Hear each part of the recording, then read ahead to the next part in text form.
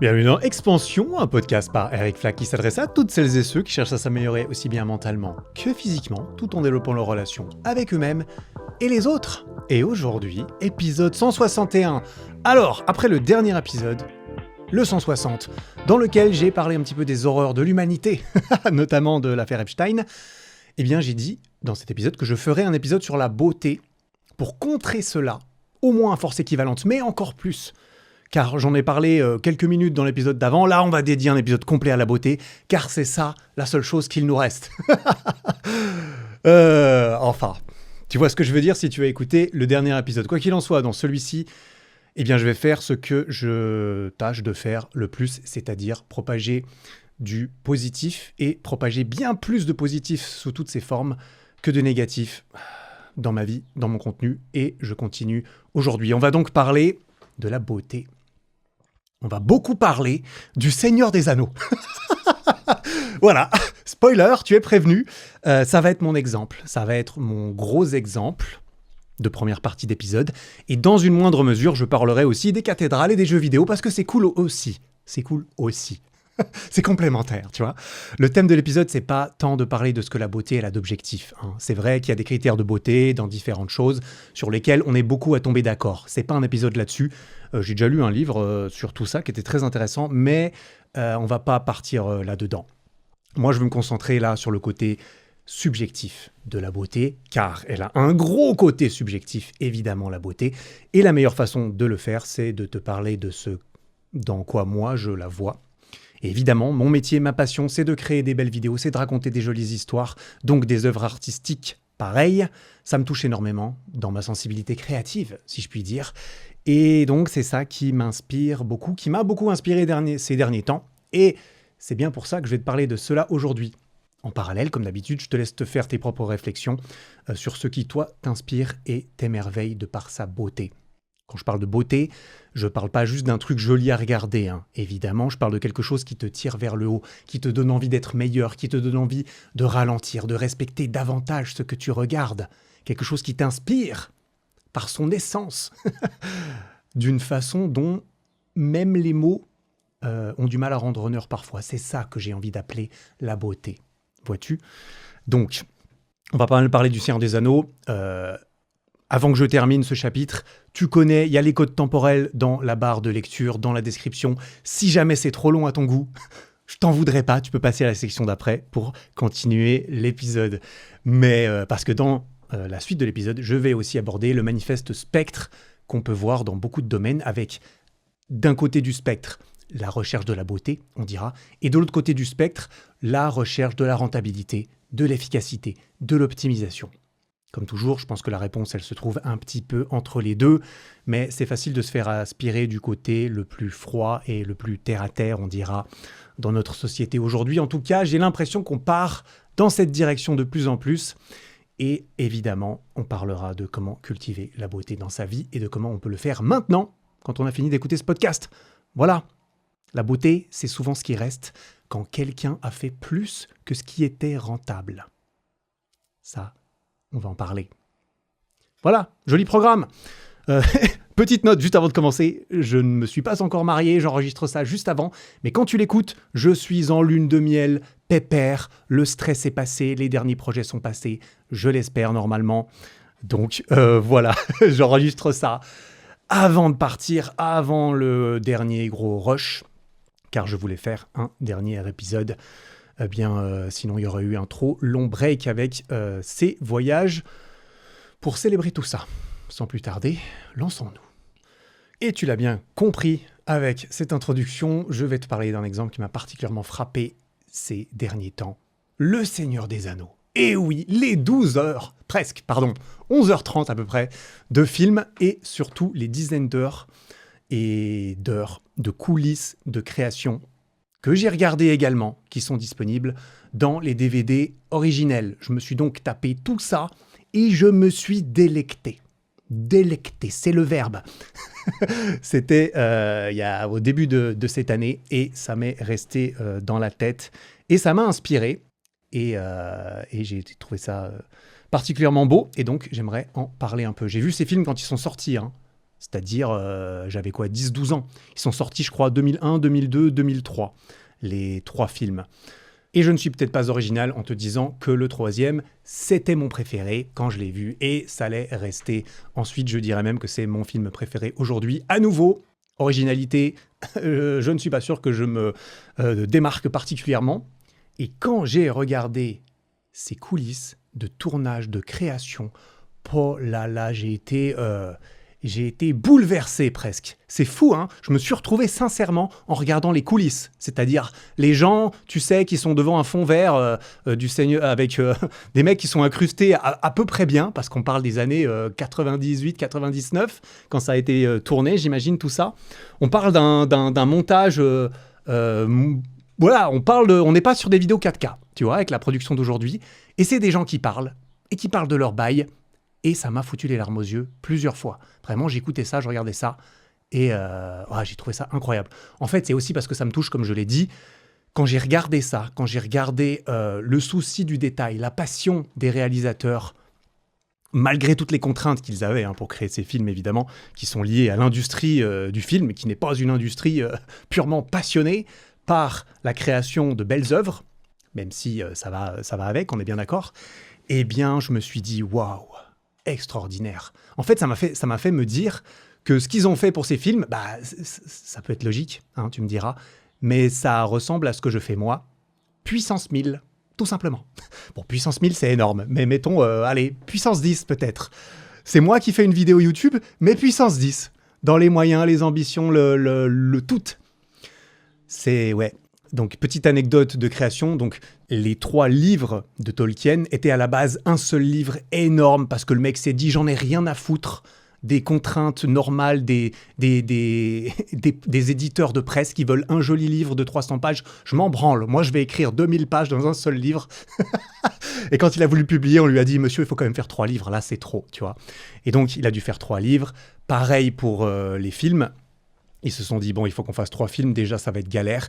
Et ils ont filmé les 3 films ensemble, du début à la fin. Dis-toi qu'ils ont même filmé des scènes du 3e film au début, avant de filmer des scènes du 1er film, etc. C'était vraiment un gros projet. Ils ont fait ça sur 15 mois de tournage à la suite, là où un film normal, c'est souvent entre 6 et 12 semaines. En tout cas, c'est ce qu'ils disaient dans le docu à cette époque-là. Allez, 6 à 12 semaines, tu as la plupart de tes films. Eux, ça leur a pris 15 mois pour faire 3 films. Et 3 ans après, ils devaient revenir pour refilmer tout ce qu'il fallait refilmer comme scène, parce qu'on a réalisé au montage qu'il manquait un moment où Legolas, il se retourne. Il manquait un moment aussi. On a vu ça et on s'est dit, peut-être qu'on pourrait faire encore mieux. On va rappeler les acteurs pour faire ça. J'imagine que c'est quelque chose qui se fait régulièrement. En tout cas, quand on a le souci du détail et qu'on se dit, il manque 2 secondes de scène où Legolas il se retourne, rien à foutre, appelez Orlando Bloom, on le ramène en studio et on va shooter ça sur fond vert parce qu'on a besoin de lui qui escalade un putain d'éléphant. Et on veut que ça soit stylé. Et il nous manque ce plan où il tire sur un mec. Et c'est exactement ce qu'ils ont fait. Bref, évidemment, pour tout ça, il fallait un terreau extrêmement fertile pour faire pousser quelque chose d'aussi beau. On en arrive à la base de toute cette histoire, c'est-à-dire l'univers créé par Tolkien, duquel est sorti ses livres et donc ses films sur Le Seigneur des Anneaux. Donc John Ronald Reuel Tolkien, j'ai été chercher ça sur Wikipédia, J.R.R., souvent on l'appelle, J.R.R. Tolkien, est un écrivain, poète, philologue, essayiste et professeur d'Uni qui est né en 1892 en Afrique du Sud et qui est mort en 1973, en 1973, je dirais même, au Royaume-Uni. Il a évidemment assisté à l'industrialisation de la société pendant son vivant. Il a évidemment assisté à la Seconde Guerre mondiale. Mais je crois qu'il a participé, il a combattu pendant la Première Guerre mondiale, là où beaucoup de ses amis ne sont jamais revenus de la guerre. Donc il a vu la terreur de la guerre, évidemment. Il a infusé beaucoup de tout ça dans son œuvre. On le comprend en regardant les messages, les thématiques qui sont toujours d'actualité aujourd'hui, pour le coup, en tout cas, qui sont très, evergreen, qui sont très, qui ne vieillissent pas très vite, pour le coup. Et évidemment, probablement que pendant la guerre et tout ça, il a assisté à l'espoir, à l'amitié, à la fraternité, qui sont parmi les thèmes les plus forts de la trilogie. En conséquence, apparemment, il a quand même réussi à voir ça.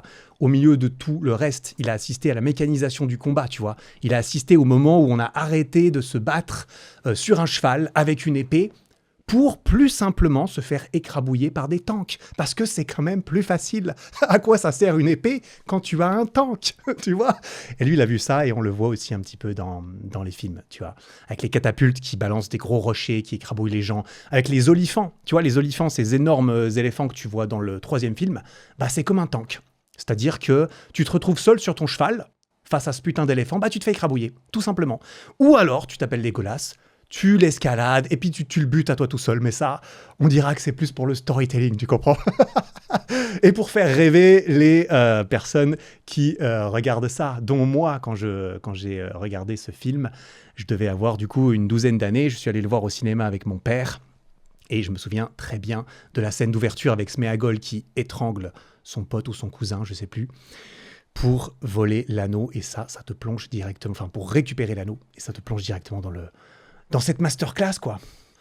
Et bien sûr, impossible de parler du Seigneur des Anneaux sans parler de l'anneau. Évidemment, l'anneau unique, la représentation de la tentation incarnée, l'incarnation du pouvoir absolu, quelque part, du pouvoir absolument trop grand pour le cœur des hommes, qui est si corruptible. Oh, nous sommes si faibles, nous les hommes. On part avec plein de belles intentions. Ouais, je vais prendre l'anneau pour tuer Sauron. Et puis finalement, je vais peut-être le garder un peu pour moi, non ? Est-ce que je le garderai pas pour moi finalement? Est-ce que c'est pas plus agréable de se faire aspirer son âme? Tiens, ça me rappelle des parallèles de la vraie vie, c'est marrant ça. Bref, un univers incroyable. Dis-toi, le mec, c'est-à-dire Monsieur Tolkien, a inventé des vrais langages elfiques. Il a inventé des langues avec des orthographes, avec des phonétiques, avec de la grammaire et avec un lore millénaire. Pour son univers, c'est pas une histoire, c'est un univers qu'il a créé. C'est bien pour ça qu'on peut en faire des films aussi extraordinaires. Il y a beaucoup de gens qui sont responsables pour la création de ces masterclass que sont ces films, à mon sens. Et ça part évidemment de Monsieur Tolkien. Donc voilà, moi je précise juste, j'ai pas lu les livres, comme beaucoup de gens. J'ai essayé tout petit, hein. J'ai vu les films, je me suis dit, banger, je veux lire les livres. J'ai abandonné dès les descriptions des villages de la comté au début. Il y avait 17 noms de familles de hobbits, plus compliquées les unes que les autres, et je me suis dit, c'est trop dur. Je crois que mon erreur, ça a été de me dire... Quoique non. Je sais plus à quel âge, parce que je sais plus si j'ai essayé de les lire en anglais ou en français. C'est possible que j'ai essayé en anglais, alors là, je pense que good luck, j'étais pas assez fort en anglais. Et puis, on parle d'un prof à l'Uni qui a écrit ça, tu vois. C'était pas ton monsieur random, le mec, il a inventé des langues, donc dis-toi qu'il savait bien écrire. Et il n'utilisait pas les mots les plus simples, à mon avis. Donc, voilà. Quand j'ai fini de regarder tout ça, les films et les coulisses, une image que j'ai trouvée en finissant de regarder, c'est, tu vois, une cathédrale. Quand t'es devant une belle cathédrale quelque part, que t'as l'impression que chaque porte, elle a ses petites sculptures. Et que chaque petite sculpture, elle a ses propres petites sculptures qui ont elles-mêmes des petites gravures. Tu vois le truc? Et là, tu te dis, putain, les mecs, ils sont chauds quand même. Eh ben, je me suis dit ça en regardant ça. On dirait que tu peux zoomer presque à l'infini. Comme une fractale, tu vois. Une fractale, c'est ces formes géométriques que quand tu zoomes dessus, tu retrouves des motifs semblables à la forme globale qui sont parfois à l'infini. Tu peux zoomer à l'infini, c'est toujours la même chose. Tu as l'impression que c'est ça. Tu peux zoomer, et tu as encore des détails à découvrir. C'est pas le cas, bien sûr, mais ça donne cette impression. Eh bien, pour les cathédrales, eh bien, c'est pareil pour cette trilogie de films. C'est un peu comme construire une cathédrale en quelque sorte. J'ai l'impression, je me permettrai le parallèle, alors évidemment, c'est pas du tout la même chose, hein. On s'entend, c'est même pas les mêmes motivations non plus.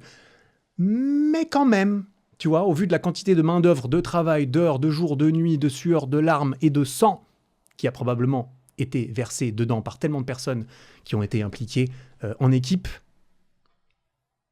j'allais dire pour ces films, mais en fait pour ces films ou ces cathédrales, c'est la même chose. Pour ériger ces monuments, que sont ces monuments ou ces œuvres cinématographiques, ça a demandé du travail, de l'inspiration, de la foi. Voilà, des croyances, l'envie de faire quelque chose de beau. Pas juste un truc utile, pas juste un truc rentable ou optimisé. Un truc, une œuvre, quelque chose de beau. Et c'est comme ça que je lis tout ça au thème de l'épisode, tu vois. En tout cas, j'essaye. Comme j'ai dit, je le fais par le biais de quelque chose que moi, je trouve beau. Alors évidemment, peut-être que tu n'as pas apprécié ces films, que tu ne les as jamais vus. Dans ce cas-là, je ne saurais que te recommander, évidemment, de le faire. Après, c'est peut-être pas ton genre, je veux bien concevoir. Mais pour l'effort, si je puis me permettre, c'est difficile de ne pas apprécier l'effort, de ne pas reconnaître l'effort si on n'est pas touché nécessairement par les thèmes ou l'histoire, ce que je peux comprendre. Mais bon, bref, je parlais des cathédrales de la foi qu'il a fallu pour les construire. Bien, pour ces films, par exemple, on n'a peut-être pas fait ça pour Dieu, mais j'ai un sentiment similaire que pour les cathédrales, et à mon sens, on a quand même fait ça pour des raisons qui vont bien évidemment au-delà du matériel et du physique. Ils l'ont fait, pas pour Dieu, ils l'ont fait pour l'art. J'imagine, je leur prête peut-être des intentions, mais pour l'art, pour la passion de créer, pour l'envie de rendre gloire à une œuvre écrite qu'ils ont tant aimée, pour la fierté, pas seulement d'avoir coché des cases, pas seulement d'avoir rempli un cahier des charges qui a été donné par Hollywood Studios ou je ne sais qui pour faire de la thune, mais pour la fierté d'avoir contribué à créer quelque chose de beau, quelque chose qui dure, quelque chose qu'on espère va perdurer, qui va peut-être même survivre nous-mêmes, leur créateur, et qui sera transmis au suivant.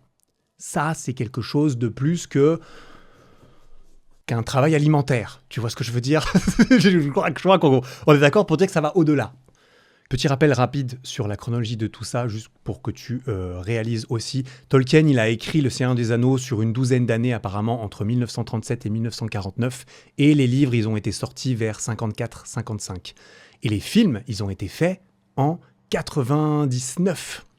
C'est-à-dire, et c'est aussi comme ça que tout ceci a pu inspirer les gens qui ont pris part à ces œuvres, c'est que Tolkien, il a écrit l'histoire 50 à 60 ans avant que les films soient faits. Et donc, et c'est eux qui le racontent dans les backstage, évidemment, c'est pour ça. Et donc, les réalisateurs, les acteurs, les concepteurs visuels, tous les gens les plus hauts dans la chaîne de création de ces films, ils étaient d'énormes fans de Tolkien. Ils avaient dévoré les livres il y a bien longtemps, quand ils étaient jeunes pour certains, et ils avaient à présent, des années après, la chance de faire vivre encore plus ce monde qu'ils aiment tant. Ils ont eu l'opportunité d'en faire une réalité et de le cimenter pour toujours dans une œuvre audiovisuelle dont les ambitions étaient largement plus grandes, d'ailleurs, que tout ce qui avait précédé ces films auparavant, à cette époque de fin des années 90. On est vraiment, il faut se le dire, je trouve que ces films, que j'ai évidemment, du coup, comme je l'ai dit, revus en début d'année, ils ont très bien vieilli. Dis-toi, les films, ils ont 25 putains d'années.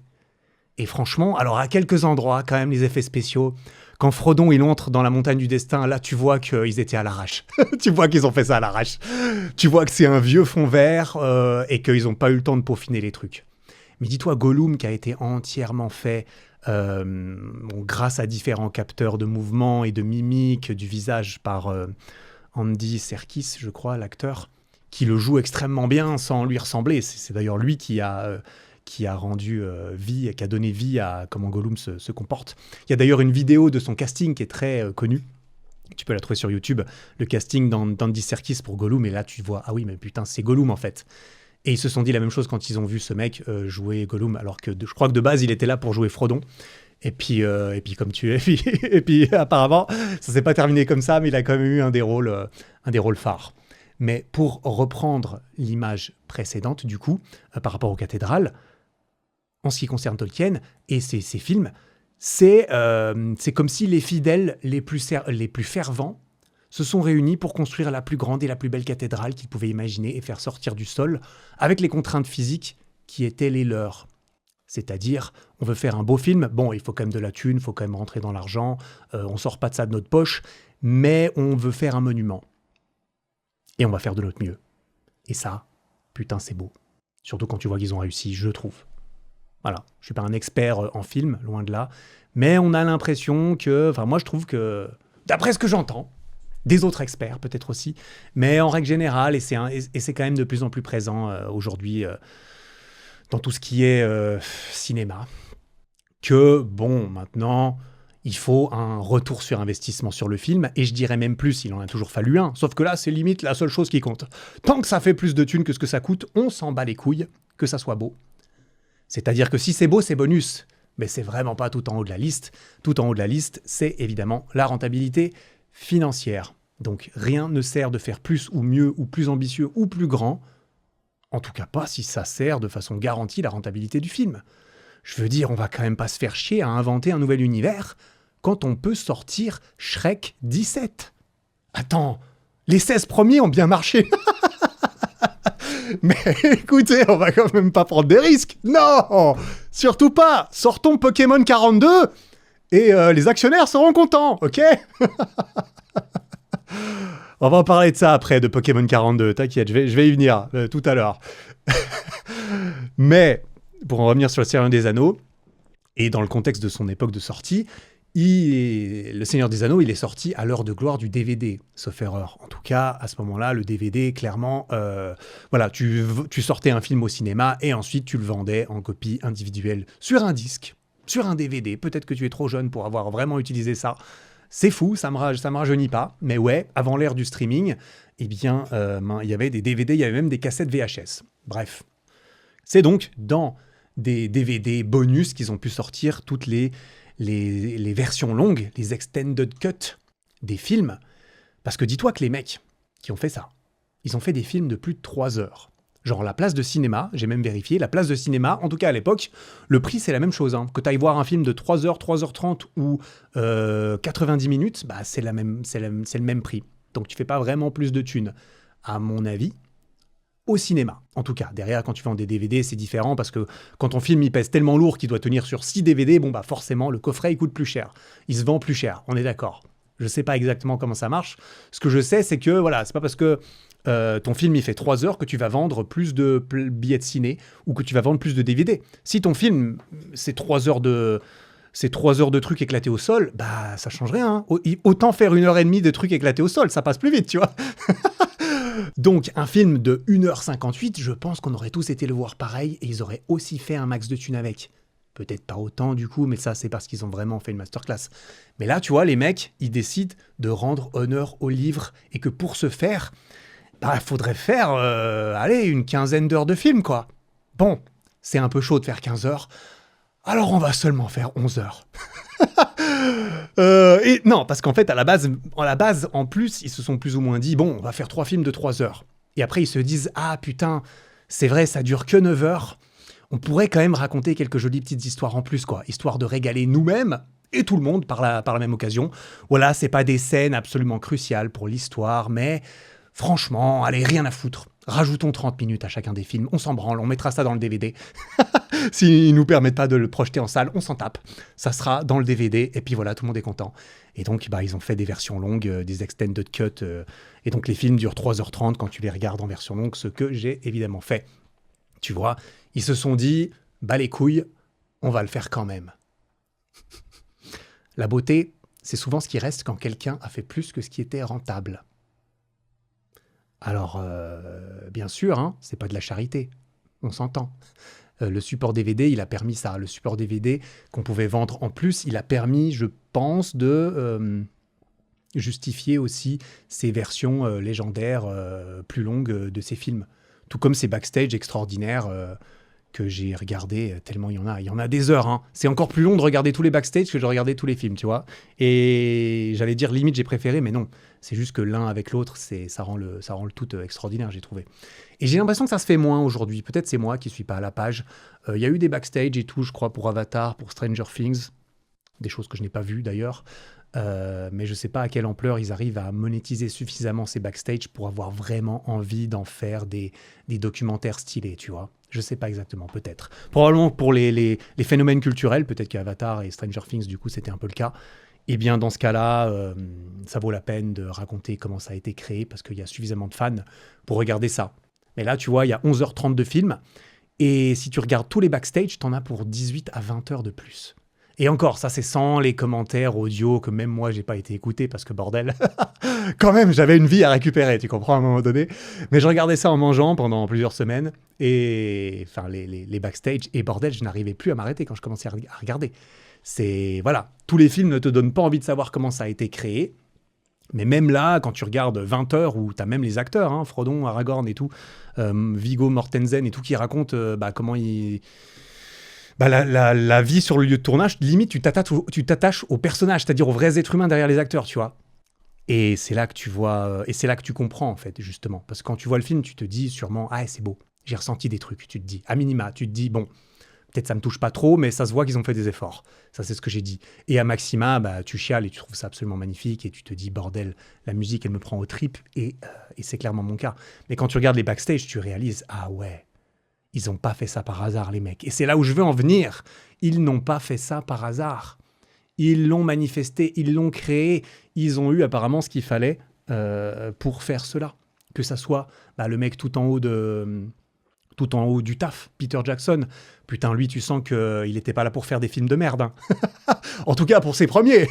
Parce qu'ensuite, il a peut-être un petit peu plus capitalisé sur la suite. Mais tu sens qu'il est impliqué. C'est incroyable. Tu sens que le mec, il a vécu jour et nuit son projet pendant des années. Que ça soit dans les coulisses d'écriture, dans le casting, dans la photographie, dans la recherche des lieux de tournage, dans les tournages en eux-mêmes, dans la création des accessoires, dans la composition de la musique, dans les effets spéciaux, les sound effects et dans le montage du film. Il est partout. Il est là à superviser, à donner son avis, à être littéralement le chef d'orchestre de tout ça, parce que lui, il a la vision. En tout cas, c'est lui qui est responsable de coordonner tout le monde et que tout le monde est au même endroit. Et bien lui, putain, sa vision, franchement, je pense qu'on en est relativement satisfait de l'équipe qu'il a réussi à fédérer et à guider vers tout ça. Parce que les gens, c'est incroyable. Alors, c'est peut-être moi qui romance le truc, mais même pas quand tu les écoutes. Tu vois que ils sont tous chauds. Dis-toi, il y a des mecs, et je vais te donner pas mal d'anecdotes comme ça parce que j'ai envie, tu vois. Il y a des mecs, et ils le racontent, ils les mettent en valeur dans les backstage, et c'est cool pour eux. Il y a des mecs, pendant 2 ans, qu'est-ce qu'ils ont fait? Assembler des côtes de mailles. Des fausses côtes de mailles. Il y avait tellement d'armures, il y avait tellement de soldats, il y avait tellement d'accessoires à créer. Il y a des mecs, ils devaient créer des fausses côtes de mailles, parce qu'une côte de maille en métal, ça pèse super lourd, et les acteurs qui portent ça des heures et des heures à la suite, ils sont chauds, mais pas à ce point-là, tu vois. Et donc, c'était du faux métal en plastique, etc. Mais il a fallu créer ces petits anneaux et les assembler les uns aux autres pendant des jours et des jours. Et il y a 2 mecs, ils étaient dans un bureau pendant 2 ans à faire ça toute la journée. Et ils ont même pas l'air de se plaindre. Alors évidemment, c'est du travail à la chaîne, etc. Mais quand tu les vois, je pense que c'est pas juste parce qu'ils ont une caméra sur leur gueule, même si un peu, on est d'accord. Mais la caméra, elle est aussi là pour valoriser le truc. C'est que les mecs, ils ont du sens là-dedans. Ils trouvent du sens dans le fait d'assembler des putains d'anneaux en plastique pendant 2 ans. Évidemment, ils sont payés pour faire ça. Ça ressemble à un taf alimentaire qui pue la merde. Et quand même, quand ils regardent le film, quand c'est terminé, quand il y a les réunions d'équipe, ils se disent, bordel, j'ai contribué à ce monument. Sans moi, ça marcherait pas. C'est comme le concierge qui balaye le sol des hôpitaux. Sans lui, ça tournerait pas, putain. C'est comme le mec qui ramasse tes poubelles. Sans lui, bordel, ça tournerait pas, tu vois. Et heureusement qu'on peut se raconter des histoires sur tout ça, parce que c'est pas les postes les plus valorisés à la base. Et économiquement non plus, on va pas se mentir. Bref, que ça soit, tu vois, la meuf des costumes, elle t'explique comment les matériaux, ils ont été choisis, les réflexions pour tous les costumes. Elle nous montre l'intérieur du costume de Gandalf, tu vois, avec du travail spécial brodé, que évidemment, il ne sera jamais vu à l'écran, ce travail. Mais que Ian McKellen, qui joue Gandalf, lui, il peut voir qu'à l'intérieur de son costume, bah, c'est pas juste du cheap plastique qu'on voit pas, c'est un truc putain de quali, avec écrit des trucs elfiques à l'intérieur, tu vois. Pour que lui puisse se sentir encore plus inspiré par son propre rôle, notamment. Donc, tu vois, le mec, on voit le mec en charge des miniatures, parce que beaucoup de plans qui ont été filmés, tu vois comment ils ont fait, toutes les scènes, entre guillemets, aériennes, où il y a une caméra qui bouge dans Minas Tirith, etc., bah, c'est des miniatures qui ont été filmées de très près, avec des caméras qui bougent, c'est extraordinaire comment ils ont fait ça. Et plus Peter Jackson leur disait, non les gars, il faut que la caméra elle aille plus près, il faut qu'elle passe, il faut qu'elle frôle les bâtiments, la caméra. Moi, je veux qu'elle frôle les bâtiments. Et du coup, vous vous démerdez, mais il faut pas que ça se voit que c'est une miniature. Et donc, bah, plus tu filmes de près une miniature, plus le détail doit être précis, tu vois. Ils en ont fait des à taille minuscule, ils en ont fait des à taille un quart, etc. Enfin, je vais pas tout te raconter parce que je pourrais vraiment y passer 18 heures. Mais c'est extraordinaire. Tu vois les artistes qui sont responsables de donner vie à un monde qui n'était posé que sur le papier, c'est-à-dire ceux qui ont dû se dire « Ok, mais alors à quoi elle va ressembler la tour de Saruman ?» Parce qu'évidemment, dans le livre, il y a des indications. C'est une tour noire, etc., qui semble percer le ciel, blablabla. Bon, il faut que ça ressemble à quelque chose. Il faut qu'architecturalement parlant, ça soit unique, etc. À quoi va ressembler Foncombe? À quoi va ressembler Rivendell? Rivendell, d'ailleurs, c'est Foncombe en anglais, sauf erreur. Et les mecs réfléchissent à tout. C'est limite, ils le disaient. Tu vois, tu as plusieurs villes elfiques dans le film. Tu as la ville de Foncombe et tu as la ville de Lothlorien, où il y a Galadriel, typiquement. 2 tribus elfiques. Mais elles n'ont pas le même vécu, ces 2 tribus. Dans l'histoire, elles n'ont pas la même histoire. Et évidemment, il faut que ça se ressente dans le style, dans l'architecture, dans les vêtements, dans les armes qui sont portées. Tout a été pensé, non pas pour... C'est ce qu'ils disent d'ailleurs, hein. Ils voulaient pas inventer une histoire. En fait, ils se disaient, mais nous, en fait, tout ce qu'on fait, c'est on raconte l'histoire. L'histoire, elle a vécu, elle s'est passée. Il y a des milliers d'années qui se sont passées avant les événements qui se passent dans ces films. Il y a des milliers d'années avant où les elfes immortels, ils étaient déjà là. Elrond, il a déjà vu le père d'Aragorn ou le descendant d'Aragorn battre Sauron et puis garder l'anneau comme un connard, tu vois. Sinon, il n'y aurait pas eu d'histoire, ça n'aurait pas été drôle, tu vois. Mais il a vu tout ça. Et ensuite, il a fallu rester immortel, il a fallu vivre des trucs, etc. Et tout ça, ça doit se ressentir. Il faut qu'on ait l'impression que c'est pas un truc qui a été créé à la va-vite, parce que non. Il y a un univers millénaire qui a précédé toutes ces histoires. Et il faut que ça se ressente. En tout cas, c'est comme ça qu'ils en parlent et c'est comme ça qu'ils ont voulu créer tout ça. Le mec qui est responsable des accessoires, lui, alors bordel, Banger aussi, tu vois, tous les objets, tous les accessoires qui apparaissent à l'écran, que ce soit un livre, une cuillère, une armure ou une épée, c'est Weta Workshop, un groupe qui est spécialisé dans ce genre de trucs, qui ont préparé tout ça. Même ça va d'une cuillère au casque du chef des Nazgûl. Il fallait bien le dessiner, il fallait bien l'imaginer, il fallait bien que tout soit cohérent.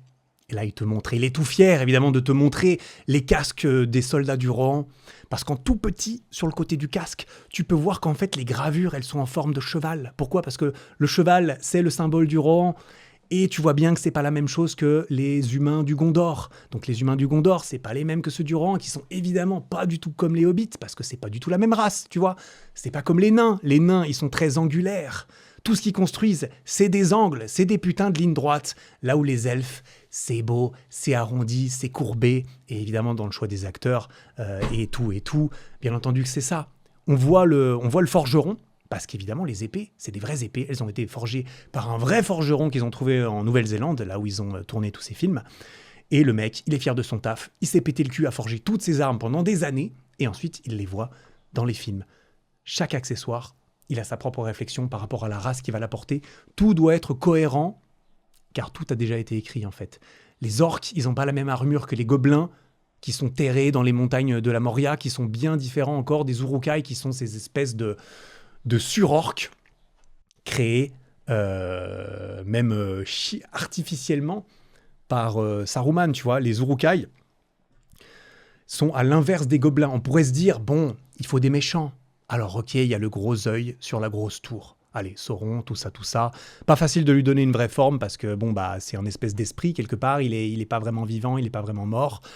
Mais il faut quand même que quelqu'un soit physique. Il faut qu'il y ait une représentation physique. Bon, on va faire des orques. On va faire des monstres avec des sales gueules qui puent et qui se lavent pas. Mais ils se sont dit non, on va créer tout plein de races de monstres qui puent et qui se lavent pas. Avec leur culture, avec tout ça. Il y a les gobelins de la Moria qui grouillent, qui se cachent dans l'ombre, qui se comportent comme des insectes en essaim, qui attendent dans la pénombre pour t'attaquer en surnombre. Ça, c'est les gobelins. Et t'as les Uruk-hai. Les Uruk-hai, ils avancent. Leurs armures, elles sont noires, elles sont standardisées. Leur création, elle est industrielle. C'est-à-dire qu'ils sortent d'un trou, tu vois. Tu le vois dans le film. Ils sortent d'un trou et ils sont là, au contraire des autres orques. Eux, c'est les orques, c'est les soldats 2.0 en fait. Ils sortent de l'usine, ils sont une copie du précédent qui, comme le suivant sera une copie de lui-même, ils sont tous pareils, il ne ressent pas la peur. Ils ont des armures très essentielles, c'est-à-dire que tu le vois et même il le raconte, et ça évidemment tu ne le remarques pas nécessairement en regardant le film, tu le remarques de façon inconsciente, mais les Uruk-hai, c'est de la chair à canon. Donc en fait, ils ont quelques armures rudimentaires vers l'avant du corps, mais à l'arrière, ils sont découverts. Parce que le but, c'est qu'ils aient de la mobilité pour escalader, pour foncer dans le tas, pour se battre avec des grosses armes à deux mains. Mais leur but, c'est de foncer dans le tas. Ils sont pas là pour faire de l'escrime, tu vois. Ils sont juste là pour suivre aveuglément les œuvres, les ordres de leur créateur ou de leur chef de guerre. Donc Saruman, typiquement. Évidemment, les Uruk-hai on peut ressentir une inspiration de la guerre par Tolkien. Les soldats qui sont des copies conformes, qui sont des numéros, qui sont de la chair à canon, pour juste foncer dans le tas et essayer de faire un peu des dommages, parce que leur vie n'a aucune valeur. Bref, dans les films, les armures des orques, elles servent pas seulement à les protéger. C'est con à dire, mais elles racontent leur biologie, elles racontent leur culture, elles racontent leur manière de faire la guerre. Ça fait beaucoup de détails, je réalise. Pourquoi est-ce que je te raconte ça, du coup ? Parce que c'est exactement ça, la beauté. La beauté, c'est les détails invisibles, les détails qui sont faits par des gens qui auraient pu s'en foutre, mais qui ont choisi de ne pas s'en foutre. Et c'est là que ça fait toute la différence, putain. Ils auraient pu faire des orques à la con, des copies les uns des autres, et c'est... Je sais pas. Non, j'allais dire, c'est peut-être ce qu'ils ont fait derrière dans la série sur le Seigneur des Anneaux, là, les Anneaux du Pouvoir. Je n'ai pas regardé cette série, je crois qu'elle est sortie sur Amazon Prime. J'ai pas entendu des très bonnes critiques dessus, mais à mon avis, la série, c'est un peu comme le 14e Star Wars. C'était un petit peu plus pour faire de la thune que pour contribuer à la beauté de l'œuvre. Tu vois ce que je veux dire ? Donc, je sais pas à quel point le souci du détail, il a été gardé dans les produits dérivés, on dira par la suite. Mais bon, une chose est sûre, c'est qu'ils n'ont pas lésiné sur le détail dedans. Dernier petit exemple. Il nous montre, dans le film, je crois que c'est le forgeron, il nous montre comment, à l'intérieur de l'armure de Théoden, donc le roi du Rohan, à l'intérieur de son plastron, donc contre son torse, à l'intérieur, il y a des sigles, il y a des insignes, il y a des gravures, etc. Et quand tu le crées, tu sais très bien que ça va pas se voir à l'écran, que ça va, entre guillemets, servir à rien. Mais c'est pas grave, on le grave quand même, on s'en branle. Ça va être invisible, personne va le voir dans le film, soi-disant. Mais on va le faire quand même. Et en fait, il s'avère que, comme je l'ai dit, les acteurs, ils voient ça, ils voient le souci, ils se disent « Bordel !» Le niveau de détail qu'ils ont mis dans mon armure que personne ne va voir, à part éventuellement moi, si j'en ai quelque chose à foutre, je me sens de faire de mon mieux pour être à la hauteur du travail de ces putains d'artisans. C'est des artisans passionnés. Tu peux pas te retrouver comme ça avec une équipe de gens qui n'est pas passionnée par leur travail, par leur artisanat, par leur art, et qui sont pas non plus dirigés par des mecs qui sont encore plus passionnés, parce que des fois, tu as des artisans, c'est même souvent le cas, et tout en haut, tu as un CEO qui est un petit peu plus du domaine de la finance, tu vois ce que je veux dire ? Un petit peu moins dans la passion, un petit peu plus dans l'optimisation et la rentabilité. Là, en l'occurrence, on a trouvé le bon équilibre apparemment dans tout ça pour créer ces films, et je trouve ça fou, je trouve ça magnifique, je trouve ça dévoué et je trouve ça beau. Et c'est aussi pour ça que ça m'a autant touché et que j'ai eu envie de le raconter. Comme je l'ai dit, à ma propre échelle, un petit peu inférieure, j'essaye aussi d'insuffler de la beauté dans la grande majorité de mes créations. C'est aussi le cas pour tout ce que tu trouveras sur ericflac.com. Chaque équipement a été designé pour maximiser sa fonctionnalité et sa qualité par rapport à son prix, le tout sans sacrifier l'esthétisme. Parce que je me suis dit pareil, alors on n'est pas dans un niveau de détail digne d'un plastron que personne ne va voir, parce que quand même, il y a des contraintes, mais bois de hêtre pour les parallettes, joli logo gravé dans le bois, bel acier de qualité avec une belle peinture mate pour une adhérence parfaite, logo gravé dans les poids du gilet lesté. On n'était pas obligé de graver le logo dans les poids du gilet lesté, on a décidé de le faire quand même si ça nous coûte plus cher. Parce que pour s'entraîner, bien évidemment, quand on s'entraîne, le but, c'est de rendre son corps plus fort et plus beau. ça c'est excellent, c'est magnifique. Mais le faire en utilisant des équipements et du matériel qu'on trouve aussi beau, eh bien c'est encore plus motivant quand il faut s'y mettre. C'est un petit peu comme ces vêtements de sport, tu vois. Et évidemment, en termes d'équipement, tu trouveras tout ce qu'il te faut pour soutenir tes progrès sportifs sur ericflac.com. On vient de sortir la toute nouvelle barre de traction pour porte. D'ailleurs, donc si tu as un cadre de porte raisonnablement solide, mais il n'y a pas besoin de... tant que c'est pas une porte en carton, tu vois ce que je veux dire, eh bien ça va faire le taf. Et c'est un véritable banger pour faire des tractions quand tu veux chez toi, sans friction, sans budget, je le dirais, parce qu'on la sort à moins de 40 €, cette barre. Pour moins de 40 €, tu as un cadre de porte, donc tu as besoin de 0 espace, tu peux faire des tractions chez toi, et à partir de là, tu as un sol, une barre, un mur, et tu peux t'entraîner au poids du corps toute ta vie. Et donc, pas vraiment besoin de budget, pas besoin de beaucoup d'espace, et malheureusement, pas besoin d'excuses non plus pour s'y mettre, tu vois. Ça, on en est très content, je suis très très content de ce qu'on sort avec cette barre de traction. C'est banger et tu trouveras pas mieux ailleurs, j'en suis convaincu. Tout le reste également est là, bien sûr, le gilet lesté best-seller pour passer au niveau supérieur. La barre de traction sur pied, évidemment, si tu as de l'espace et que tu as l'envie de faire mieux, et de faire plus.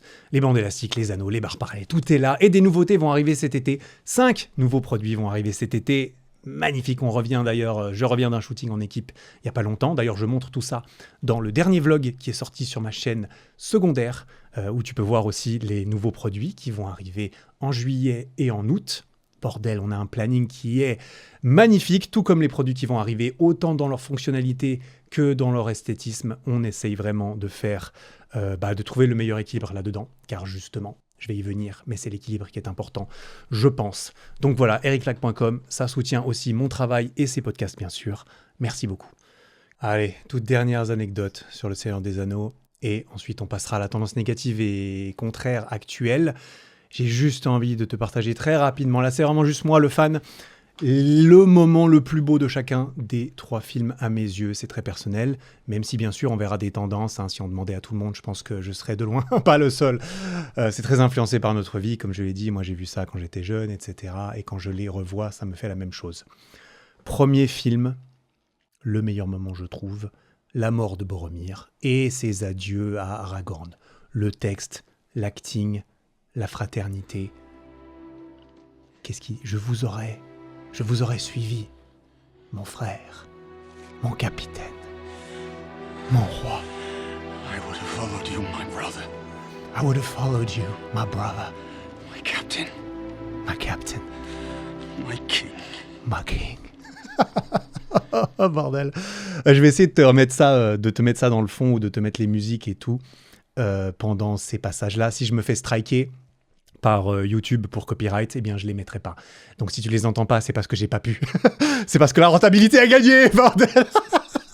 La propriété intellectuelle a gagné, putain, c'est pas vrai ça. Non, je respecte évidemment avec grand plaisir que les artistes puissent faire valoir leurs droits, en espérant qu'ils les font valoir autant qu'ils peuvent par rapport aux maisons, par rapport aux putains de banquiers tout en haut là. Enfin, ouais, j'arrête pas de taper sur les banquiers, mais je les aime bien quand même. C'est juste qu'il faut un équilibre, quoi. Mais bon, moment magnifique. Je précise d'ailleurs que moi, quand j'étais petit, j'ai vu les films en français et qu'au début de l'année, je les ai tous revus en anglais. Donc, j'ai d'ailleurs tout fait découvrir à Annabelle en version longue, évidemment, au début de l'année. Parce que j'avais envie de lui faire découvrir ça, évidemment, vu qu'elle ne les avait jamais vus. Elle a beaucoup aimé, elle a été beaucoup touchée. Sûrement moins que moi, évidemment. Pour différentes raisons, je te laisserai tirer des conclusions par rapport à toi-même. Mais voilà, c'est vrai que la voix off, c'est quand même... la voix off, la VO, la voix originale, c'est quand même... même si le doublage français, il est très bon, sincèrement, dans mes souvenirs, il est très bon. Mais bon, le premier film, c'est quand même celui qui m'a marqué le moins. Les 2 moments que j'ai vraiment, mais vraiment, quand je les vois, j'ai les larmes. De toute façon, le moment le plus fort, c'est dans le 2e film, moi je trouve quand même. C'est quand Gandalf, le gris, il devient Gandalf le grand, et le blanc, et il libère Théoden. Et quand Théoden revient à lui, qu'il regarde sa main là, avec ses doigts pleins de terre et tout, ses ongles pleins de terre et tout, et que Gandalf lui dit « Vous vous souviendriez mieux de votre force si vous teniez votre épée. » Your fingers would remember their old strength better Fingers would remember their old strength better if they grasped your sword. if they grasped your sword. Et là, la musique, les plans, quand Théoden y met sa main sur son épée qui est absolument magnifique, son épée évidemment incrustée de putain de chevaux et tout, et qui tire sur l'épée et qu'il y a la musique. Mais cette musique, c'est ma musique préférée de toute la bande originale, le thème du Rohan, cette partie-là en particulier. Oh là là, ça me fait chialer à chaque fois que je vois ce moment. Vraiment, tout est parfait, les visages, le visage de son... je sais plus quel rôle il a, son chevalier qui lui tend l'épée. Tu vois sur son visage qu'il vient d'assister à la renaissance de son putain de roi qui était empoisonné par Saruman à distance. Oh là là. Et le troisième film, mon moment préféré, là aussi, ça me prend à la gorge et aux tripes à chaque fois. C'est Gollum et l'anneau sur la fin. Tu connais la relation Gollum et l'anneau, je te le fais très rapidement. Il a perdu l'anneau dans les montagnes de la brume. On le voit dans le film sur le Hobbit, d'ailleurs. Je crois que c'est le premier film. C'est Bilbon qui le trouve, l'anneau. Il le récupère pendant la scène des énigmes dans le film. Et Gollum, avant de perdre l'anneau, il l'a possédé pendant 500 ans environ. C'est ce qui lui a maintenu en vie, c'est ce qui lui a rongé l'âme, l'esprit, le corps, et ce qui l'a rendu complètement fou, on dira, si on peut dire, et qui lui a donné sa forme physique particulière, tu vois. Et il perd l'anneau. Et Bilbon le récupère, il le garde, et il le donne à Frodon au début du premier film de la trilogie, longtemps après. Et donc à la fin du troisième film, Gollum, ça fait... j'ai été regarder, parce que ça je m'en souvenais pas, je me doutais que c'était long. Donc il avait perdu cet anneau pendant 78 ans. Et 78 ans plus tard, dans le cœur de la montagne du destin, il mord le doigt de Frodon pour lui arracher l'anneau. Et 78 ans après, il récupère l'anneau. Il récupère son précieux, sa raison d'être. Et là, la scène, ma scène préférée dans tout le film, c'est ce plan incroyable qui part du visage de Gollum, qui recule en passant au travers de l'anneau, qu'il tient du bout des doigts, et qui continue de reculer en voyant quelques dizaines de mètres plus bas la montagne du destin, la lave en fusion à l'intérieur. Et évidemment, qu'est-ce qui fait tout ? C'est la musique. Cette musique, oh là là, les vocales féminines notamment dans ces bandes originales. Je peux me passer ce moment en boucle, je pense, 27 fois de suite, et j'en redemande. En plus, à ce moment-là, il y a les allers-retours avec le champ de bataille, avec Gandalf et sa libellule peu avant. Non, la libellule, c'est après avec les aigles. Pendant que Aragorn se fait péter la gueule par un putain de troll, qu'on est au bout, que tout est perdu, qu'on continue quand même d'aller se battre pour Frodon, sachant qu'on a perdu et que ça sert probablement à rien. Eh bien sûr que non, ça n'a pas servi à rien. Et ouais, non, c'est... Voilà. Mes moments préférés. Je suis obligé de m'arrêter sur la musique parce que sans la musique, pour moi, ces œuvres n'auraient pas du tout été les mêmes. Pour moi, ça fait la moitié du travail, sincèrement. Presque. Parce que je suis très sensible à la musique. Mais Howard Shore, le boss, ça fait littéralement plus de 25 ans que j'écoute très souvent ces musiques. C'est les seules qui ont tenu aussi longtemps dans mes playlists, je pense. Je les écoutais encore pendant ma prépa Ironman. Je les écoutais sur mon home trainer quand j'étais dans des fractionnés difficiles. Pour Frodon, pendant que j'étais sur mon vélo, j'y allais pour Frodon, bordel. Parfois quand je cours, parfois quand je marche dehors au bord du lac. C'est avec les vocales, c'est mes préférés, comme j'ai dit. Even Star, The Grace of Undomiel, The Days of the Rings, In My Dreams, ou encore les gigabangers des thèmes du Rohan, comme j'ai dit, ou de la comté d'ailleurs. La comté, putain. Ça fait longtemps que je fais du piano, d'ailleurs j'ai repris il n'y a pas si longtemps. J'avais appris certains de ces thèmes, notamment le thème du Rohan. Ça devait être il y a 15 ans, je les ai oubliés. Depuis, ce serait bien de m'y remettre. Faut que je m'y remette. Je vais me remettre dessus, vas-y. Si je le fais, je vais essayer de le faire. Une fois que je serai rentré de la lune de miel, je partagerai ça en story sur Insta, le thème du Rohan, juste pour essayer de revivre ça et de le faire naître moi-même par mes propres mains sur mon piano. Bref, j'arrive au bout là. Si tu l'as compris, si tu aimes les bons films, va voir Le Seigneur des Anneaux ou va le revoir. Ça fait plus de 5 ans que tu les as pas vus. Vas-y, parce que c'est banger, tu peux trouver ça aussi. Tu peux aussi trouver les DVD. Voilà, tu peux les trouver sur Internet, probablement les payants. Je te laisse voir ce que tu veux faire. Ça m'a marqué et je voulais en parler. Voilà, j'ai trouvé ça particulièrement beau. La beauté, c'est souvent ce qui reste quand quelqu'un fait plus que ce qui était rentable. Et dans ces films, ils ont fait plus. Et bordel, ils ont été rentables, les cochons. Comme quoi, ça vaut parfois le coup aussi, même si c'est juste pour faire un max de thunes, ça vaut parfois le coup de faire quelque chose de beau. On va passer maintenant à la thématique suivante qui suit tout ça, évidemment, qui est celle un petit peu de la rentabilité versus la beauté. Pour creuser un petit peu plus là-dedans, tu vois. Là, je te parlais de trucs qui ont 25 ans. C'était mieux avant. Pas, non, tout n'était pas mieux avant, clairement. Les DVD, c'est un peu has-been maintenant. Le dématérialisé, c'est génial. C'est grâce à ça que je fais ce que je fais. C'est extraordinaire. C'est grâce à ça que tu es en train de m'écouter, là. Mais la passion, bordel, je veux au moins parfois ressentir de la passion, quand même, dans les trucs modernes aussi. Pas tout le temps, tu vois, pas nécessairement à chaque fois. Mais de temps en temps, quand on me propose quelque chose à consommer ou à acheter, que ça soit un film, un putain de TikTok, une pâtisserie, un vieux meuble ou un jeu vidéo, j'aimerais bien ressentir qu'il y a eu de la beauté derrière, dedans, qui a été incrustée à l'intérieur. Ça fait du bien, tu vois. J'ai envie de voir de la beauté dans ma vie et force est de constater que c'est pas vraiment l'industrie de masse et la standardisation ultime qui m'en donne facilement au quotidien dans une société, du coup, où on érige moins de monuments et beaucoup plus d'argent et de rentabilité tout en haut par rapport à tout le reste, en tout cas. C'est l'impression que ça donne. Et c'est pas pour rien. Et il n'y a pas que du mauvais là-dedans, bien sûr. Mais bon, c'est pareil avec l'industrie du jeu vidéo, putain. C'est terrible. C'est peut-être juste moi qui suis vieux, hein. C'est possible, hein, tu me diras. Je suis peut-être juste un vieil aigri. Nostalgique. Mais tu vois, le jeu vidéo, bon, c'était un repère à geeks ultra passionnés. C'est bien que ça ne le soit plus uniquement, mais maintenant ça s'est transformé de plus en plus en un nid à actionnaires assoiffés d'argent, à une pandémie de microtransactions et à l'avènement des jeux sur smartphone destinés à un public, excuse-moi, mais j'ai envie de dire, voilà, leur avatar cible aujourd'hui aux jeux vidéo, c'est des zombies. C'est des zombies décérébrés qui vont faire le moins d'efforts possible pour scroller sur leur téléphone parce qu'il ne faut surtout pas avoir besoin de réfléchir, il faut vraiment juste associer des bonbons de la même couleur et encore, moi j'aime bien Candy Crush, hein, j'ai passé beaucoup de temps à jouer à Candy Crush. J'ai jamais dépensé de thunes dessus, je fais pas partie des gens qui dépensent de l'argent dans les petits jeux vidéo. Et je l'ai peut-être déjà fait une fois quand j'avais 18 ans.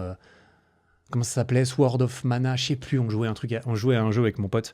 Sur Angry Birds ? Non, Angry Birds, justement, Angry Birds, j'ai adoré. Et ensuite, je me suis dit, les connards. Ils ont rajouté des trucs en plus que tu pouvais acheter. Je me suis dit, mais vas-y, si tu peux acheter des bonus, bah les leaderboards, ils valent plus rien. Si tu peux payer pour augmenter ton score, ben en fait, ça n'a plus aucun intérêt. Parce qu'entre mes potes, on regardait celui qui avait le meilleur score sur les 30 premiers niveaux originels de Angry Birds, tu vois. Et je crois que tu peux même plus télécharger les premiers Angry Birds originels. Ils les ont virés. Pourquoi ? Parce qu'ils en ont sorti plein qui étaient empoisonnés par des transactions. Et tellement qu'ils ne marchaient pas, les nouveaux, par rapport aux anciens qui continuent d'être des best-sellers, ils ont enlevé de l'App Store les anciens Angry Birds originels parce qu'ils leur coûtaient trop. Ils ont sacrifié leur œuvre, qui aurait pu rester pour la postérité, au profit des nouvelles versions qui sont là pour faire de la thune et qui marchent moins. En fait, on détruit la cathédrale pour vendre le HLM. Oh putain. Oh putain, quel poète. Non mais c'est un petit peu la tendance, tu vois. Et ça se voit dans ce genre de choses, tu vois. Nintendo, bordel. Nintendo, il a même sombré à mon avis, sauf erreur. Le fondateur, il est décédé. Ça, c'est pas une erreur, je sais. Je sais qu'il y avait aussi le directeur de Nintendo of America, Régis, fils aimé, un truc du genre. Je crois que lui aussi, c'était un des passionnés qui gardait le bastion de la passion et de la beauté. Mais tu vois, quand le fondateur passionné, il est plus là, parce qu'il a revendu, éventuellement, hein, ça arrive évidemment, et on peut pas leur en vouloir pour ça, ou parce qu'il est mort, le pauvre, eh bien, des fois, ils sont remplacés par des banquiers. Encore eux, putain, encore ils sont partout, par des banquiers. Et je crois que c'est ce qui a été fait pour Nintendo. Je crois que le CEO de Nintendo, c'est un mec qui était dans la finance. Et ça se sent, c'est dommage, ça se sent. La licence Pokémon, la licence, sauf erreur, la plus lucrative du monde entier. Je crois que Pokémon, c'est plus lucratif que Harry Potter, dis-toi. Peut-être que je me trompe, mais les deux, c'est des milliards. Cette licence, si chère à mon cœur d'adolescent, c'est devenu un chiage à la gueule de tout le monde. À force de sortir des jeux qui sont bâclés tous les ans. Pourquoi ? Parce qu'il faut sortir des jeux tous les ans. Parce qu'il faut que Pokémon 42 y sorte. Parce qu'il va faire un max de thunes et que c'est ça le but. Pourquoi vendre des bons jeux quand finalement presque plus personne n'en fait, déjà, hein, t'as pas de concurrence. Si tout le monde fait des jeux de merde, bon bah t'es obligé d'acheter tes jeux de merde, et en plus, bon bah c'est plus rapide à faire, les coûts de production sont pas forcément plus élevés, au contraire, et s'il y a plus d'alternatives, qu'est-ce que tu vas faire? J'ai envie de dire, tu vois? Car en plus, ça marche. Les derniers jeux Pokémon qui sortent, ils sont à moitié finis, ils sont à moitié buggés, et ils cassent tous les scores de vente. Et c'est incompréhensible. Enfin, incompréhensible. Pour un vieux comme moi, non, c'est pas que c'est incompréhensible, c'est un peu frustrant. Pour un vieux comme moi, en tout cas. Parce que déjà, tu te dis, c'est dommage pour tous les jeunes qui découvrent Pokémon avec ça. Parce qu'ils le savent pas, évidemment. Pour eux, c'est sûrement très bien. Je dis pas le contraire. Mais bordel, s'ils avaient joué à Pokémon Rouge, comme moi, le vieux, eh bien, ils sauraient qu'on est en train de leur chier à la gueule avec ces Pokémon violets de mes couilles, là. Putain.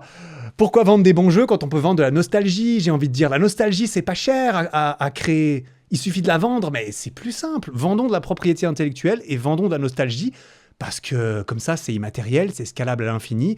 Hein, on n'a qu'à coller... on colle Pikachu sur un putain de sac, et on s'en branle. Allons-y, de toute façon, les vieux, ils vont acheter Pikachu parce que, putain, Pikachu, c'est mon enfance. Et les jeunes, ils vont acheter Pikachu parce que, hey, regarde, une souris jaune mignonne. Et en plus, c'est cool, etc. Et en parlant d'immatériel, allons jusqu'au bout, j'ai envie de dire. Maintenant, on te vend plus les jeux. Non, on te vend une grande boîte en plastique vide. Il n'y a plus aucun fascicule à l'intérieur. Il y a juste un bout de plastique qui ne contient même plus le jeu. Non! Ça te permettrait de posséder le putain de jeu que t'as acheté. Tu comprends? Non, c'est pas... non. Tu pourrais le prêter à un ami, tu pourrais le revendre. Non. Hors de question. En plus, ça coûterait plus cher que de juste mettre un bout de plastique avec un lien à l'intérieur pour télécharger ensuite sur leur serveur le jeu en ligne. Et je parle en connaissance de cause. J'ai acheté la Switch, j'ai acheté la Switch 2 comme un bon client nostalgique, en me disant que ça allait être stylé. Alors, tout n'est pas acheté, mais les meilleurs jeux, c'est les anciens, putain, évidemment. Tout ça pour dire, j'ai acheté un jeu, un Zelda, dessus. Impossible d'y jouer si je ne suis pas connecté à Internet. J'étais dans l'avion, je me suis dit, bon, les seules fois dans ma vie où j'ai envie de jouer à la console, c'est quand j'ai du temps à tuer, dans l'avion par exemple. Je lance ma Switch, je ne peux pas jouer au jeu que j'ai acheté. Pourquoi? Car je l'ai téléchargé, au lieu de l'acheter en physique. Et donc, ça me bloque mon jeu. Ah non, on peut pas être sûr que vous êtes connecté à Internet, on vous laisse pas jouer au jeu que vous avez acheté. Mais bordel, c'est quoi ce move de FDP là? C'est quoi cette arnaque? J'ai acheté mon jeu, je peux même pas y jouer. Ah, ça m'a rendu ouf quand j'ai vu ça, je me suis dit, mais non, mais c'est pas possible. Qu'est-ce que c'est que cette merde? C'est ça que je me suis dit, bordel. Oh là là. Bref, les jeux vidéo, ça fait partie des œuvres qui valent très cher à mon cœur, évidemment, en tant qu'ancien geek passionné, etc., en y ayant passé des heures et des heures. Tu vois, Blizzard, c'est un peu la même chose. Blizzard, il y a plein de vidéos qui ont été faites là-dessus, parce que Blizzard, c'est un cas d'école. C'est un cas d'école d'une licence extraordinaire avec Warcraft, World of Warcraft, que quand même, elle aura tenu longtemps, je pense. Hein. Elle aura tenu vraiment des années. Mais bon, ça fait quand même des années qu'ils sont en train d'écrémer le truc. Et quelque part, bon, bah voilà. Les mecs sont obligés de finir par ressortir les versions originales de leur jeu en mode « Hey, on va sortir World of Warcraft Vanilla ou classique. » C'est-à-dire, vas-y, on ressort le jeu tel qu'il est sorti en 2005. Pourquoi ? Parce qu'en fait, on a inventé plein de trucs et on ne sait plus quoi inventer aujourd'hui. Et on va se dire, mais en fait, on n'a qu'à vendre de la nostalgie. On n'a qu'à remasteriser Super Mario 64 encore une fois. Mais oui, ils vont acheter de toute façon, les gens. Et évidemment qu'ils vont acheter. Qu'est-ce qu'ils vont acheter d'autre? Ils ont le choix entre des jeux de merde et des jeux auxquels ils jouaient déjà il y a 25 ans. Mais maintenant, ils tournent en 60 frames par seconde, tu vois, maintenant. Allez, allons-y, on va pas se faire chier. Faisons un remaster. Et c'est vrai que si je devais rejouer à World of Warcraft, j'aurais envie de jouer à World of Warcraft classique. Pas World of Warcraft 18e expansion pack avec plein de conneries que je comprends plus, j'imagine, parce que maintenant je serais dépassé. Peut-être. Ça fait longtemps que j'ai arrêté de jouer, tu vois. Donc, ouais, voilà, c'est des symptômes que beaucoup de gens remarquent de plus en plus, j'imagine. Hein, tu les vois rapidement dans d'autres choses, tu vois, dans l'architecture, voilà, ça c'est bien connu. Alors moi, je suis pas du tout... Là, je crache sur le truc, tu comprends bien. Là, c'est mon côté aigri qui a envie de se plaindre et qui a envie de dire c'était mieux avant et qu'est-ce que c'est que cette merde qui parle. Mais bon, voilà, on pourrait aussi parler du fait que tout le monde remarque également que bon, bah, on crée plus de bâtiments qui sont jolis. Et on comprend pourquoi. On préfère faire des cubes gris, empilés les uns sur les autres, copier-coller, côte à côte. C'est plus efficace, c'est plus rentable. Et puis, l'efficacité et la rentabilité, d'un côté, hein, tu mets avec la rentabilité, la scalabilité, parce que si c'est mettable à l'échelle, c'est mieux. Et de l'autre côté, eh bien, on a la beauté, le détail, l'artisanat, la passion, la gratuité, la profondeur dans la chose qu'on a créée. Et mon message, c'est que tu l'as compris, on a besoin des deux. Ce serait bien qu'on arrive à garder les deux. Mais notre époque, elle tire de plus en plus fort vers le premier des côtés, j'ai l'impression. Le problème, c'est pas la rentabilité, tu vois. Le problème, c'est quand la rentabilité devient le seul dieu que l'on sert. Quand la croissance est la seule métrique suivie par l'argent. Non, c'est plutôt l'argent et ensuite la croissance. Les deux vont de pair. Et puis derrière, si quelqu'un a trouvé ça joli, c'est cadeau, tant mieux. On n'a pas essayé de le faire beau. Il y a des gens qui l'ont trouvé beau, bordel, pourquoi est-ce qu'on ferait ça autrement? On va pas faire plus d'efforts. Alors le culte de la rentabilité, tu me diras, c'est quand même mieux. C'est quand même mieux que les cultes des pédos sataniques dont on a parlé dans l'épisode précédent. Et je te concéderai ça. Effectivement, c'est mieux. Mais alors, j'ai l'impression que le culte de l'argent, ça mène au deuxième culte, tu vois. Donc, je sais pas. Peut-être pas. Ça le facilite, c'est tout. Mais je pense qu'on peut quand même... on peut quand même essayer de faire mieux. Enfin, on peut essayer de faire mieux. J'ai l'impression que face à ça, on peut commencer à essayer de le faire un petit peu soi-même. On peut essayer de sauver son âme un petit peu. C'est déjà une bonne première étape, quoi. Après, voilà, j'ai bien tapé sur les vilains actionnaires et les gros banquiers, tout ça. Mais moi, je dois me placer là-dedans aussi. Et t'inquiète, je me place, hein. Bien sûr que selon moi, tout ça, ça a sa place. Évidemment, j'aime le fait qu'on puisse capitaliser, qu'on puisse accumuler, qu'on puisse optimiser, qu'on puisse utiliser des effets de levier extraordinaires avec la scalabilité immatérielle, qu'on puisse gagner plus avec ses créations. Tu l'auras deviné, tout ça, je le fais moi-même. J'accumule de l'argent, je le fais efficacement, je capitalise sur tout ce que j'ai construit pour construire encore davantage de façon plus efficace qu'avant. Et c'est ma vie, et j'aime bien faire ça. Mais je veux absolument garder de la beauté au milieu de tout ça, ne serait-ce que pour le bien de mon âme, à nouveau. Jouer du piano avec pour seul but de me tirer une larme. Ça, j'essaie de le faire. Faire un trail en montagne et juste regarder le panorama que j'ai eu la chance d'avoir dans mon beau pays. Offrir des fleurs à ma meuf. Les fleurs, symboles de beauté éphémère, entre guillemets inutiles, parce qu'en fait, tu les achètes, elles sont déjà mortes ou elles vont mourir, mais elles sont belles dans leur agonie, tu vois.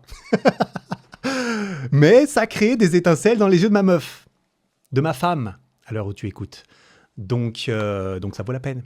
Et c'est beau. Bien sûr, un autre exemple, plus personnel, parce que je peux parler personnellement, ce sont mes grosses vidéos, voilà, si j'ose les appeler mes belles vidéos, quoi, qui exemplifient parfaitement, je trouve, mes efforts en tout cas, mes efforts et ma volonté et mon envie de créer de la beauté dans mon activité professionnelle, qui est pourtant tellement et de plus en plus dictée par des algorithmes. Et les algorithmes, par définition, c'est froid, c'est implacable, c'est intraitable, et c'est concentré sur la rentabilité, et le fait de pouvoir placer un sponsor quelque part.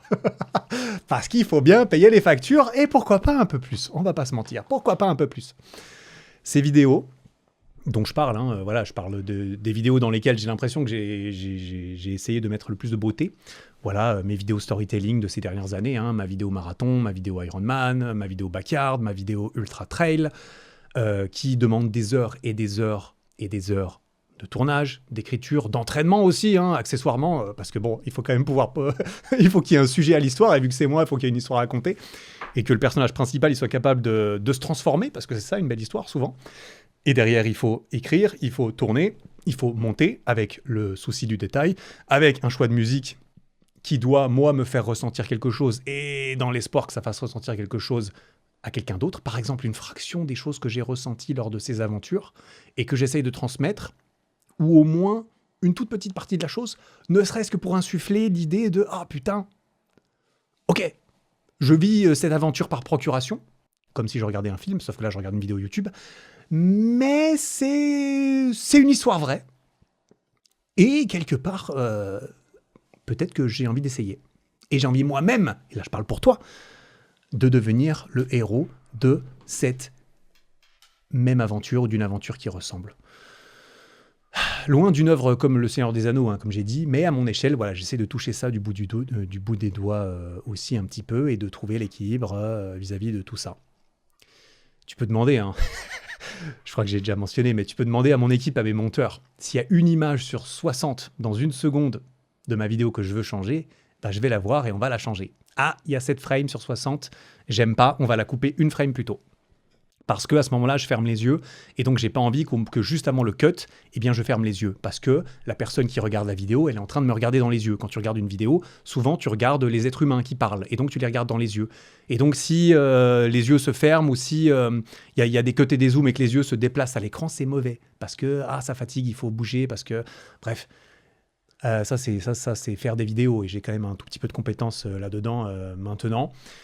Et voilà, s'il y a ce tout petit recadrage que personne, à nouveau, peut-être que je dis ça pour me jeter des fleurs, j'en sais rien, mais que personne n'aurait jamais remarqué, et encore, hein, parce qu'on pourrait argumenter que ça ne sert à rien, justement. Ce petit recadrage que personne n'aurait jamais remarqué s'il n'avait pas été fait, mais que je veux quand même qu'on fasse, car je trouve ça plus beau, alors crois-moi, on va le faire. C'est pas grave, tu me factures tes heures de travail en plus, je te paye en plus pour tout ça. Et là, je parle entre guillemets si tu travailles pour moi et avec moi et que tu montes mes vidéos, typiquement. Tu te reconnaîtras Sylvain ou Baptiste, éventuellement.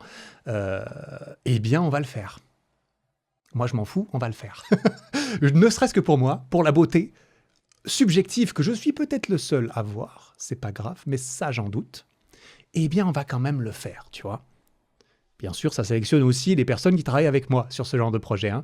Si ça ne fait pas de sens pour mon monteur de changer cette petite chose, si lui, il ne ressent pas au moins une minuscule satisfaction quelque part à régler tous ces petits détails invisibles, dans son artisanat à lui, qui est la création digitale, alors c'est pas un bon fit, c'est pas grave. Hein. Moi, je respecte tout ça, mais ça ne va pas fonctionner entre nous, et donc il me faut quelqu'un qui ait cette satisfaction, qui peut venir avec une certaine sensibilité créative, avec certaines compétences de narration, de storytelling, évidemment. De toute façon, perso, je suis persuadé que quand tu empiles suffisamment de petits détails invisibles les uns sur les autres, tu finis paradoxalement par te retrouver avec des résultats finaux qui sont bien différents, qui sont plus impactants, qui sont plus satisfaisants pour toi, pour les gens qui viennent à l'encontre de ce que tu as créé. Quand bien même on ne saurait pas vraiment mettre le doigt sur ce qui est différent, tu vois. On le ressent différemment.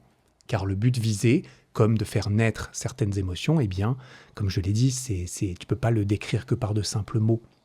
Tu vas peut-être changer un tout petit peu la façon dont les gens vont se sentir, ressentir, comment ça va les impacter, comment ça va peut-être les toucher tout au fond quelque part, alors que si tu n'avais pas fait ces petits détails en plus qui peuvent sembler anodins pour quelqu'un qui n'est pas sensible à ça, parce que ça arrive, hein, mais chacun est sensible à différentes choses, si tu n'avais pas fait ça, tu n'aurais peut-être pas créé cette petite étincelle de beauté qui aura pu parler à quelqu'un. Et là, je te parle de mes vidéos, mais tu l'as compris, le but, c'est que toi-même, dans ton art, dans tes actions, dans tes interactions, une petite chose qui peut sembler anodine, qui peut sembler invisible, voire même inutile, déjà, si elle te fait du bien et qu'elle fait du mal à personne, mais alors vraiment, vas-y, vraiment, vas-y, te gêne pas pour moi, ça c'est sûr.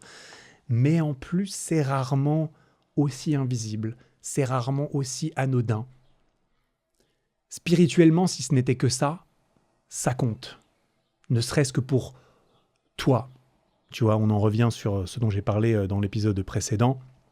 Il y a différentes façons de s'enrichir. Et justement, en parlant de ça, mes grosses vidéos, elles sont pas du tout rentables sur le plan financier. Elles me coûtent super cher et elles me rapportent directement, en tout cas, qu'une fraction de toutes ces dépenses. Bien sûr, elles touchent plus les gens que la moyenne, c'est quand même le but. Tu pourras me dire qu'elles contribuent, et c'est vrai, hein, à mon image, ma réputation, et que j'en tire des bénéfices sur le long terme. Oui, c'est vrai, je pense. Et c'est tant mieux, quand même, à un moment donné, quand même, on a envie.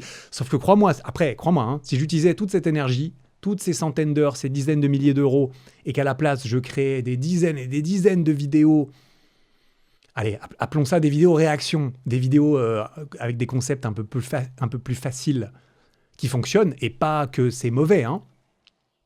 Moi, je porte pas vraiment de jugement, j'en ai déjà fait de temps en temps, et j'aime bien en consommer. J'aime bien regarder ce genre de vidéos. C'est juste ça m'enrichit pas. Ça m'enrichit pas personnellement.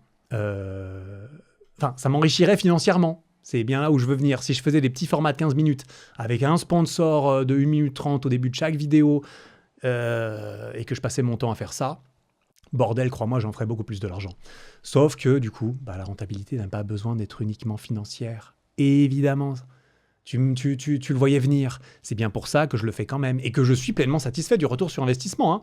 C'est-à-dire que, oui, ça me coûte plus d'argent que ça m'en rapporte, mais alors je suis très satisfait. Hein. Franchement, au niveau de mon épanouissement personnel, créatif, de mon sentiment vis-à-vis de moi-même, de comment j'impacte les gens autour de moi, des retours et des commentaires que je reçois, j'y retrouve largement mon compte. Largement, vraiment, j'y retrouve bien plus que ce que j'y mets. Mais on parle pas que d'argent, là, tu vois. Donc, faire des vidéos réactions à la chaîne, peu importe mon compte en banque, au-delà d'un certain seuil que j'ai déjà, et là je parle d'argent, au-delà d'un certain montant, j'ai envie de dire, ça irait surtout à l'encontre de pourquoi j'ai voulu faire ce métier, quoi. C'est-à-dire avoir la chance de pouvoir m'offrir la liberté, m'offrir de la liberté, de m'offrir un moyen de partager, de m'offrir un espace d'expression créative. C'est ça aussi que je cherchais là-dedans, tu vois. Certaines vidéos, elles me rapportent de l'argent, et d'autres vidéos, elles me rappellent pourquoi j'ai décidé de faire ce métier, pourquoi je le fais encore. C'est pas la même chose. J'ai besoin des deux pour continuer. On a besoin des deux pour vivre, à mon avis. Il faut un peu de sens. Appelons ça de la beauté, du sens, des raisons. Et généralement, la beauté, ça en fait partie. Et il faut de la thune. Et ouais, il faut manger. Évidemment. J'ai besoin que chaque vidéo, elle ait une petite part des deux au minimum. Quoique aujourd'hui, je peux plus me concentrer aussi, vu que j'ai plus peur pour l'argent, je peux me concentrer encore plus de l'autre côté. Et c'est ce que j'ai envie de faire. C'est-à-dire que si ça me plaît pas personnellement, je vais pas le faire. Et parfois, ça peut être un problème. Ça peut être un problème parce qu'il y a des trucs, ce serait peut-être mieux que je le fasse, et je le fais pas. Mais bon, écoute. Voilà, moi, chacun fait avec sa personnalité, ses facilités, ses difficultés, et je ne suis pas en reste, loin de là. Mais bon, la satisfaction de créer ces opportunités, de créer, justement, sans pression financière, c'est le rêve de tout artiste. Je pense. C'est le rêve de la partie artistique de mon identité, de pouvoir aussi transmettre quelque chose de beau, de le laisser en héritage.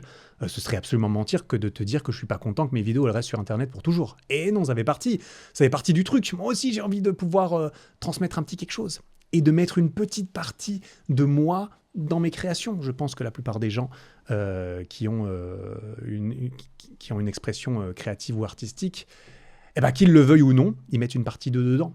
D'autant plus quand c'est quelque chose qui touche les autres. Et bien sûr que mon identité, elle est composée d'autres parties. Je ne suis pas qu'un artiste, ça c'est sûr. Je ne suis pas du tout un pur artiste. C'est un équilibre à tâcher de trouver, en ce qui me concerne. Pour le coup, tu vois. Par exemple, la musculation, un autre thème cher à mon cœur. À l'intérieur même de la pratique de la musculation, il y a une forte recherche de l'esthétisme normalement. Parce que bon, on cherche généralement, peu importe ce qu'on dit aux autres, peu importe la santé, la plupart du temps, devenir plus beau tout nu, c'est quand même le but. Ou alors, vraiment, si vraiment, c'est pas un truc très prioritaire, c'est au moins quelque chose qui nous dérange pas, tu vois. Si on n'est pas un athlète professionnel qui vraiment est là parce qu'il est payé pour avoir des performances, etc. C'est sculpter son corps. C'est un truc d'artiste, on pourrait dire, tu vois. Il y a plein de gens, ils sont trop fascinés par le corps humain. C'est-à-dire, tu vois, des bodybuilders ou des coachs ou des gens comme ça, ils sont là, waouh, mais c'est incroyable ce corps parfaitement symétrique avec des épaules énormes parce que le mec, il s'est chargé comme un fou. Mais il y a une certaine beauté, je trouve, et là, je parle pour ces personnes, ils voient ça, des corps énormes et tout, ils se disent, ne serait-ce que la beauté de l'effort, la beauté de la passion, la beauté de putain, le mec, il est au sommet de son art, il est au sommet de son sport, de sa discipline.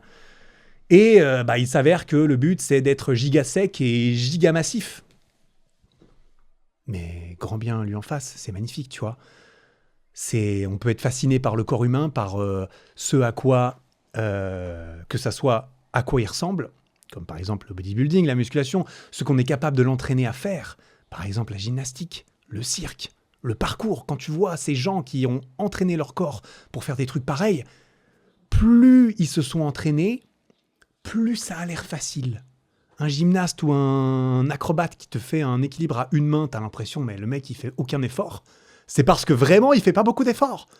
Tellement il a l'équilibre bien intégré, tellement il s'est bien entraîné, tellement il est fort et sa proprioception est maximale, et j'y connais un tout petit peu quelque chose par rapport aux équilibres, dès que tu arrives à le maîtriser un petit peu, si tu as cette affinité avec l'esthétisme, l'esthétique de ton mouvement, tu te dis, voilà, bon, bah maintenant c'est bon, j'arrive à tenir sur les mains, mais il y a à tenir sur les mains avec le corps complètement courbé, en banane, les jambes pliées, etc. Et il y a à tenir sur les mains tout droit, tout beau, en souriant, en rentrant la tête, le menton, en étant parfaitement droit de profil, etc. Et après, chacun, il va chercher le niveau de détail qu'il veut.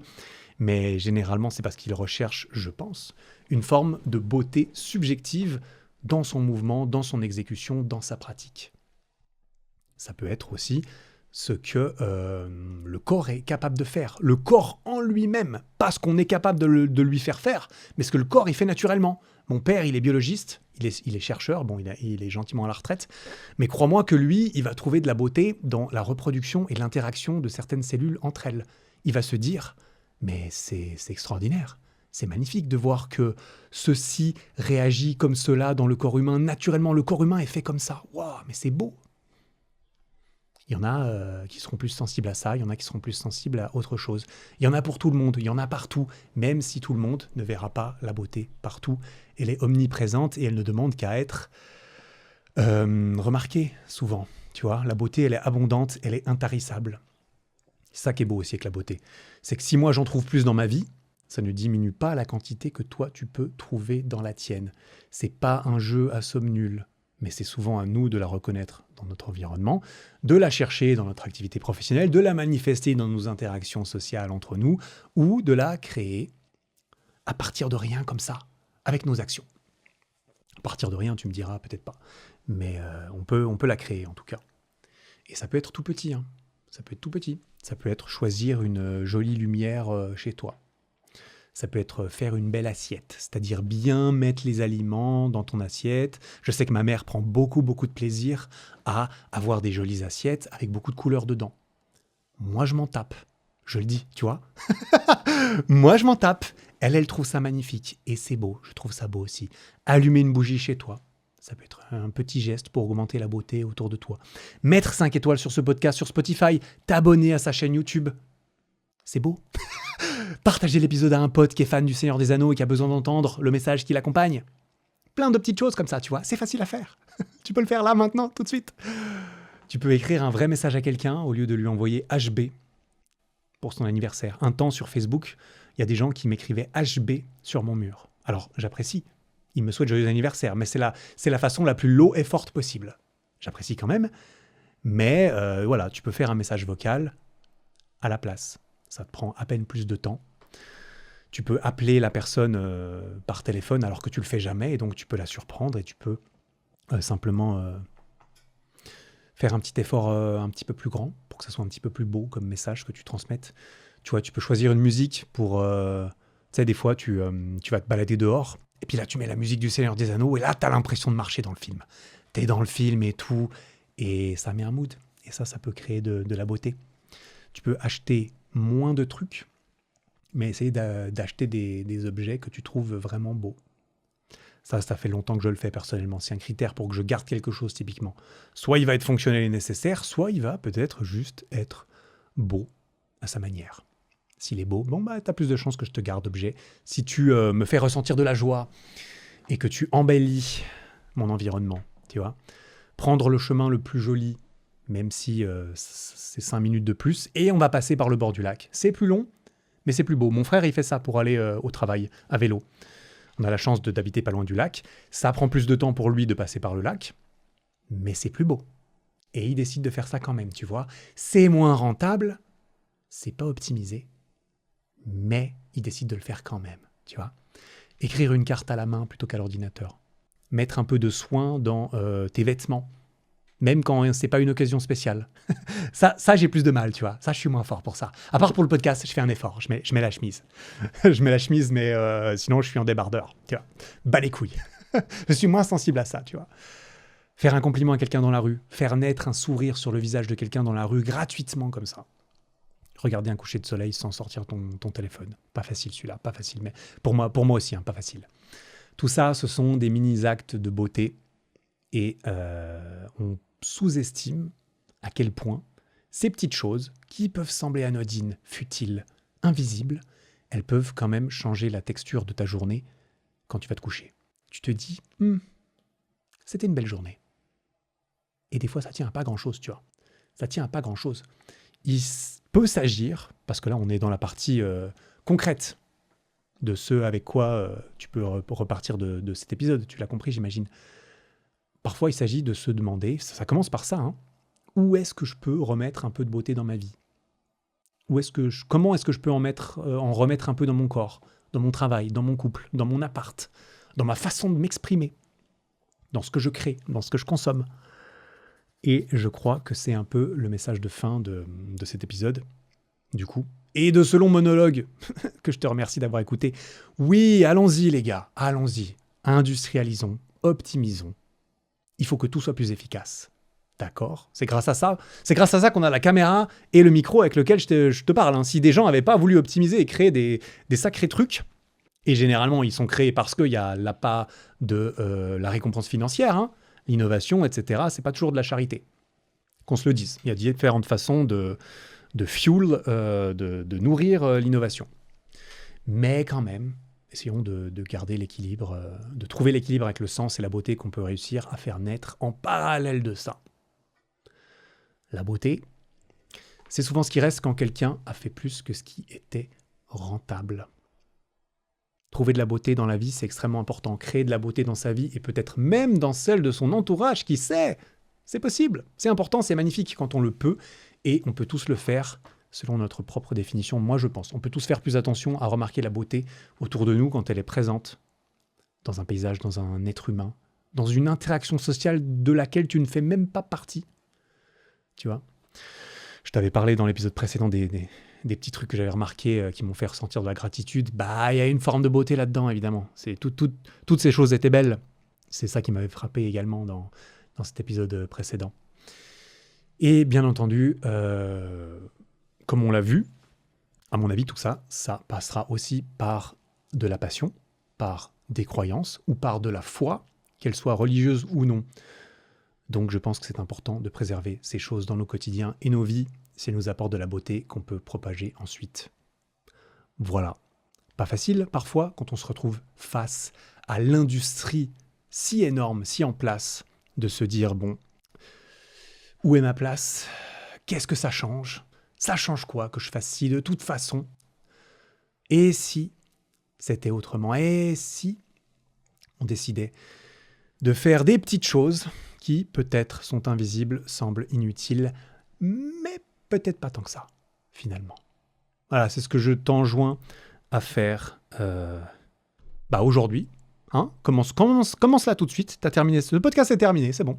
On est arrivé à la fin. Merci d'avoir écouté jusqu'à la fin. Libre à toi maintenant de voir ce que tu en fais et je l'espère en tout cas que ça t'aura soit parlé un peu de nostalgie, soit ça t'aura rappelé des bons souvenirs, soit ça t'aura apporté un petit moment de beauté, sait-on jamais, dans ta pratique sportive ou en étendant ton linge. Je ne sais pas ce que tu es en train de faire. Si tu es dans ta voiture, je te salue. Si tu t'appelles David, je te salue aussi. Imagine, un mec s'appelle David. Big up à tous les David et à tous les autres. C'est un beau prénom, David. Voilà, David. C'est cadeau, c'est pour toi, c'est bonus, c'est la fin du podcast. Il faut que je sache m'arrêter. On est arrivé au bout. Merci beaucoup d'avoir écouté. Je m'en vais continuer mes vacances à l'heure où tu écoutes, peut-être, ou peut-être pas, si tu l'écoutes dans longtemps, c'est le but. On se retrouve dans le prochain épisode, je ne sais pas quand il arrivera, mais reste au courant sur Instagram, @ericflag, si tu veux être sûr de tout ce qu'il sort. En attendant le prochain épisode, travaille bien, prends soin de toi. Ciao.